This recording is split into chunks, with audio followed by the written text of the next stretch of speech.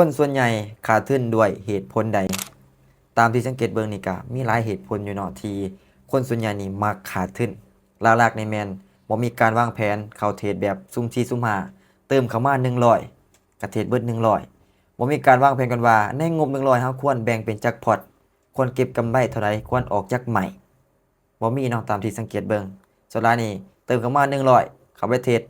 ออกออเดอร์ใหญ่ๆออกออเดอร์ละ10 20เหรียญไปเลยเพื่อหวังกำไรอยากได้บาทเดียว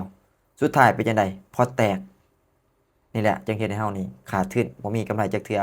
แล้วตัวที่2ก็คือให้อารมณ์มาตัดสินแทนเป็นจังไดมานี่ all in แม่นบ่มีไผเคยเป็นเวลาที่ติดลบไปแล้วมักควบคุมอารมณ์ตัวเองบ่ได้อารมณ์นี่จะมาตัดสินแทนก็คือจะให้ all in ไปเลย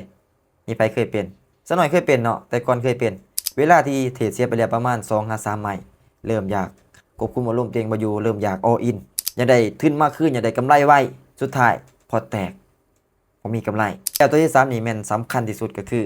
ขาดวินัยย้อนบ่ว่าสิมีแผนคักแน่ซำใดก็ตามแต่ถ้าว่าเฮาขาดวินัยได้ก็ไปบ่รอด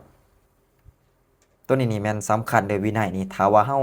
วางแผนมาคักแน่ก็ตามแต่ว่าเฮาไปขาดวินัยบ่มีวินัยให้กับตัวเองมันคักแน่สุดท้ายก็ติดลบคือเก่าฉะนั้นแล้วลองไปพิจารณาตัวเองขึ้นใหม่เนาะว่าเป็นหยังเฮาจึงยังเทรดติดลบอยู่ก็ลองไปพิจารณาตัวเองขึ้นใหม่ไปคิดขึ้นใหม่ว่าเฮาพลาดจุดใดเพื่อให้เฮานี่เทรดมีกำไร